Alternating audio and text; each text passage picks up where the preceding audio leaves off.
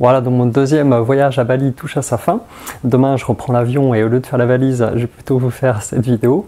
Ça va être l'occasion de revenir un peu sur la vie de Bali qui est toujours imprévisible. Il y a toujours quelque chose de particulier, de nouveau qui peut arriver ici et aussi d'échanger par rapport à la pratique, au cheminement personnel. Donc ce deuxième voyage a été vraiment très sympa, très agréable, notamment pour la vie sociale qui est possible ici, que ce soit avec l'ensemble des autres élèves. C'est tellement génial d'être avec d'autres personnes qui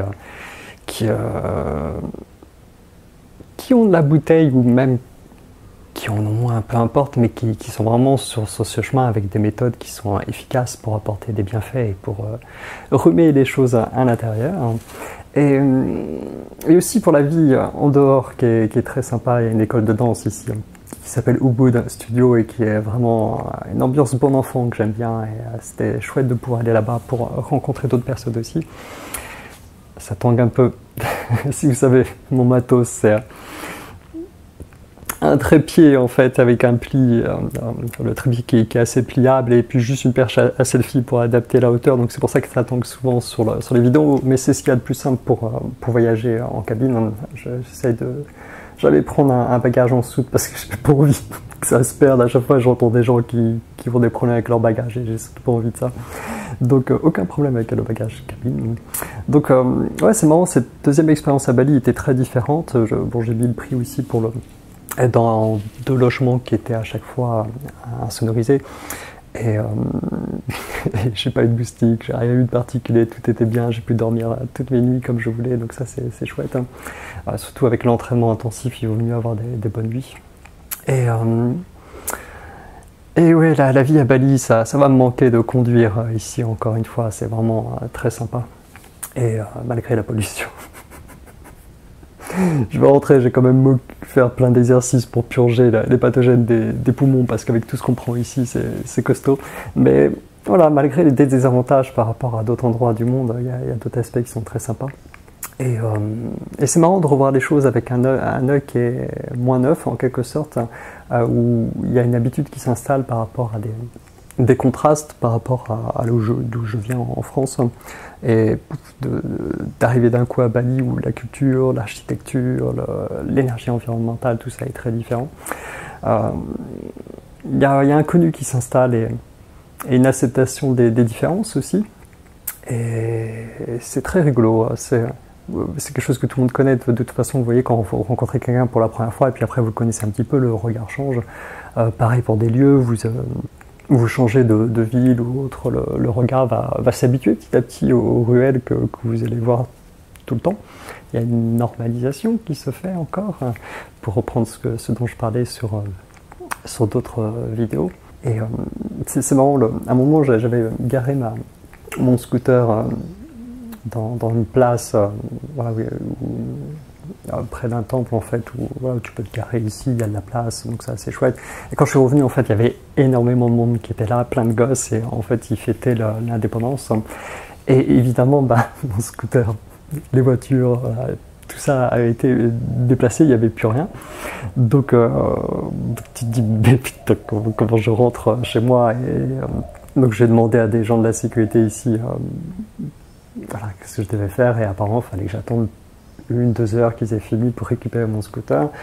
Donc heureusement que je revenais d'une après-midi à faire des jeux de société avec un couple dont la compagne en fait est indonésienne, donc elle a pu venir à la rescousse, tout de suite savoir où était mon scooter pour pouvoir le redéplacer, et on est passé devant tous les gosses qui du coup rigolaient. C'était très très rigolo comme expérience.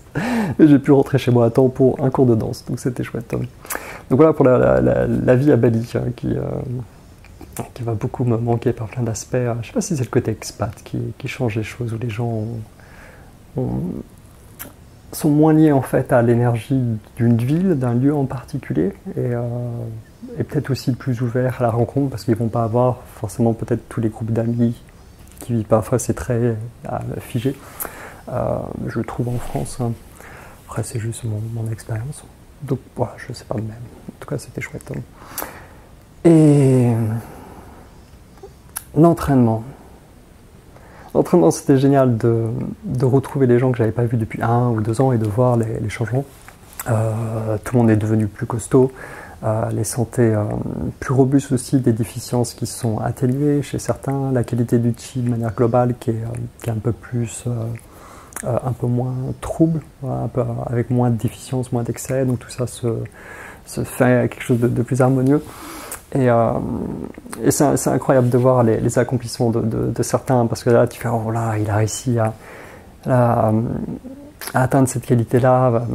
Pour prendre un truc tout simple, juste la qualité des fascias, des connexions, tu sens qu'il y a du travail, et puis l'entraînement est assez dur ici.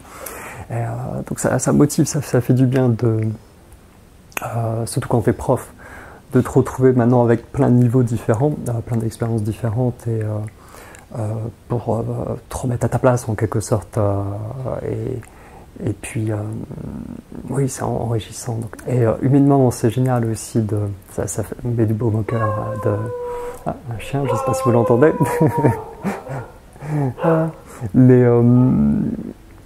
Ça met du baume au cœur de voir l'inverse de ce que je vois au quotidien normalement, où en général, je vois la santé physique et psychique des gens dégringoler de plus en plus. Alors, on tient le coup avec différentes choses. Mais souvent on ne veut surtout pas toucher à son mode de vie, et au bout d'un moment ça marche plus, quoi, et il peut y avoir des dégringolades assez brusques des fois, et ça fait toujours mal au cœur. Alors que là c'est l'inverse. Tu vois des gens qui dégagent plus du tout la même chose en fait, qui se rapprochent de quelque chose de plus en santé, quel que soit là où ils démarrent en fait, quel que soit l'âge. Il y a vraiment une transformation qui se fait, qui est belle à voir, parce que c'est une transformation qui est honnête, qui est véridique. C'est pas adopter une autre identité, faire du cosplay, c'est bien spirituel, ou cacher sous le tapis les trucs, s'anesthésier par certains types de méditation, ou de peu importe. Non, là il y a vraiment quelque chose d'incarné en fait, de stable, et c'est incroyable. Donc moi ça me motive beaucoup, et ça redonne une forme de résolution, d'être plus résolu, d'être déterminé. Parce que quand tu t'entraînes depuis longtemps, c'est pas que tu es blasé, mais c'est pas les mêmes ressorts de motivation qu'il peut y avoir au début. Tout est nouveau, tu découvres. Là, non, tu sais ce que c'est l'entraînement, quoi. Et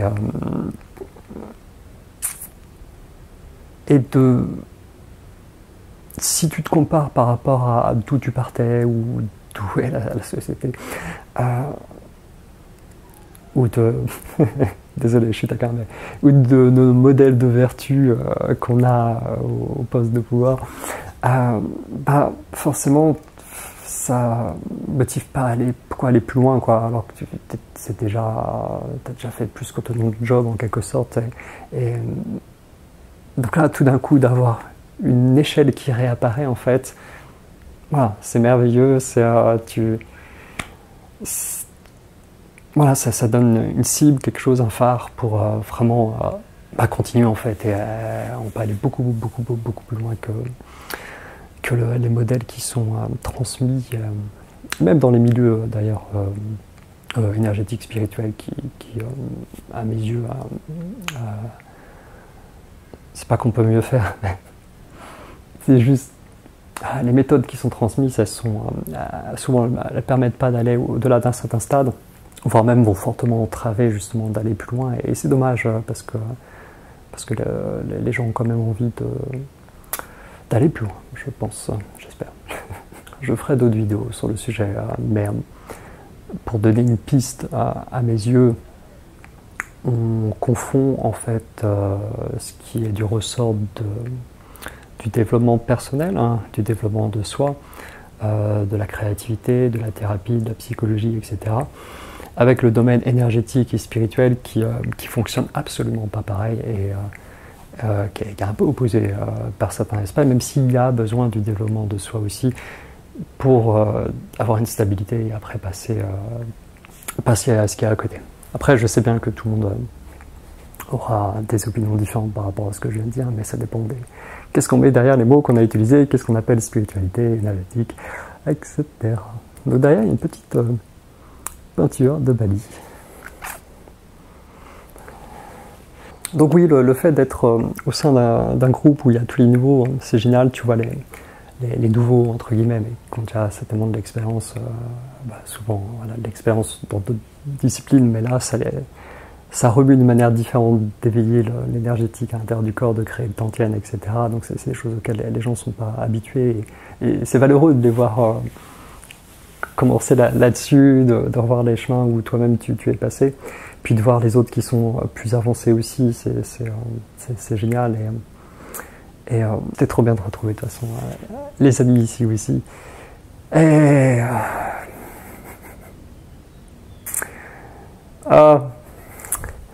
c'est pas facile d'avoir à partir, mais c'est comme ça. En tout cas, ce qui est très intéressant aussi avec l'entraînement, c'est l'à côté de l'entraînement, parce que nos méthodes, c'est du fuel pour faire les transformations aussi au quotidien, j'aime bien le dire comme ça, et pour stabiliser les choses au quotidien aussi. C'est rigolo de mieux en mieux discerner en fait les conséquences de comportement, que ce soit action ou pensée, à l'intérieur du corps, et de voir que ça crée des tendances qui de toute façon sont là très souvent, voilà, depuis qu'on est jeune aussi, milieu familial, éducation, blablabla, et petit à petit de désentrelacer tout ça et de forcément passer par le fait de changer le quotidien, mais oui, c'est pas toujours des fois de manière extérieure, même si c'est important aussi de vivre sainement, etc., mais c'est la manière dont on fait les choses. Et encore, c'est pas tout à fait ça. Parce qu'après, il y en a qui disent oui, du moment que tu manges en conscience, ça va pas te faire de mal. Oui. Non. Mais ouais, c'est particulier la pratique. Vous voyez, suivant les niveaux, des fois, on peut se permettre des choses qui n'auraient pas marché plus tôt, en fait. Par exemple, il y a des niveaux de pratique où on doit se lâcher la grappe un petit peu, parce qu'on a déjà ficelé les choses, on a déjà structuré les choses. Et c'est un peu comme si en dessin, voilà, tu te passais un peu des méthodes que tu avais apprises pour improviser un peu plus. Bon, ça c'est un peu différent, mais c'est pour donner une image.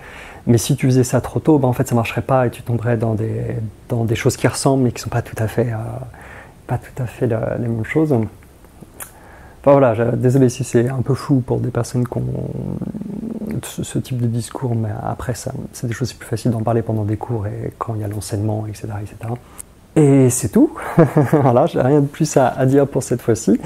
Et je vais donc préparer ma valise.